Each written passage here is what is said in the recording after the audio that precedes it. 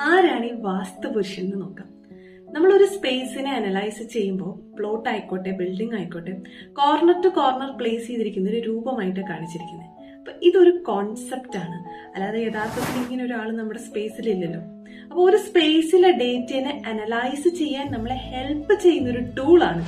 നാടി നോക്കി രോഗത്തെ കണ്ടെത്തുന്നതും ഹെൽത്ത് റിപ്പോർട്ടിന്റെ ബേസിസിൽ രോഗത്തെ കണ്ടെത്തുന്നതും നമ്മൾ കണ്ടിട്ടുണ്ട്.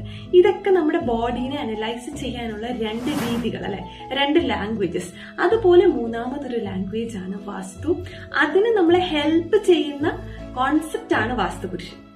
വാസ്തുപുരുഷന്റെ കാല് വരുന്നത് സൗത്ത് വെസ്റ്റ് ഭാഗത്താണ്. സൗത്ത് വെസ്റ്റിലുള്ള എനർജി ഇംബാലൻസ് ആണ് കാലുവേദന, കാലിനുള്ള പ്രശ്നങ്ങളുടെ സൂചനയായിട്ട് കാണുന്നത്. അപ്പൊ ഇത്തരം സൂചനകൾ കണ്ടെത്തി അതിനു വേണ്ട പരിഹാരങ്ങളൊക്കെ ചെയ്യാൻ വേണ്ടിയാണ് നമ്മൾ ഈ വാസ്തു എന്ന് പറഞ്ഞ സയൻസിനെ യൂസ് ചെയ്യേണ്ടത്.